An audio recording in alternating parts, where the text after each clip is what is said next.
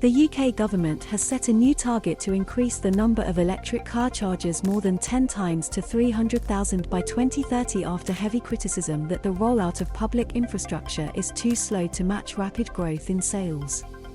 The Department for Transport said it would invest an extra £450 million to do so, alongside hefty sums of private capital. Sales of new cars and vans with petrol and diesel engines will be banned from 2030. There were 420,000 pure electric cars on UK roads at the end of February, according to the comparison website Next Green Car. There were, however, only 29,600 public charge points in the UK on the 1st of March, according to data company Zap-Map. The £450 million local electric vehicle infrastructure fund would focus on charger hubs and on-street chargers, the DfT said. BP also confirmed it would spend £1 billion on new UK charger infrastructure as part of its plans to diversify revenues. The company relies overwhelmingly on fossil fuels for its profits, and is under pressure from investors and activists to show how it will reach net zero carbon emissions.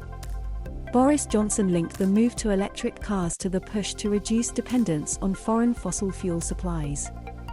Fuel prices have hit record highs, with Russia's invasion of Ukraine expected to add further to a cost of living crisis because of global reliance on its exports of oil and gas. Clean transport isn't just better for the environment, but is another way we can drive down our dependence on external energy supplies, the Prime Minister said.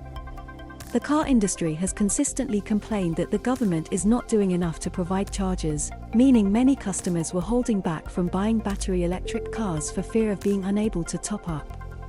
Sales of electric cars made up 18% of new car registrations in February, according to the Society for Motor Manufacturers and Traders, a lobby group.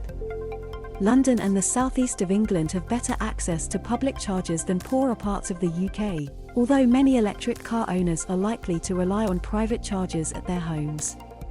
Car industry bosses responded with relief to the government pledge, which added to previous plans to invest £950 million in rapid chargers. However, Mike Hawes, the SMMT's chief executive, said he wanted binding targets on the charger rollout. Charging infrastructure must keep pace with the rapid growth of sales of these cars, he said. Deployed nationally and at pace, this expansion would give drivers confidence they will be able to charge as easily as they would refuel, wherever they are. Edmund King, the president of the AA, said, "Whilst great progress has been made, there is still much to do to convince drivers on the number, and importantly reliability, of charge posts." He said urgent action was also needed to address problems with chargers' ease of use, which can require separate accounts, and that more work was needed in rural areas to make isolated charging stations feel safer. Access for disabled drivers was also a problem, he said.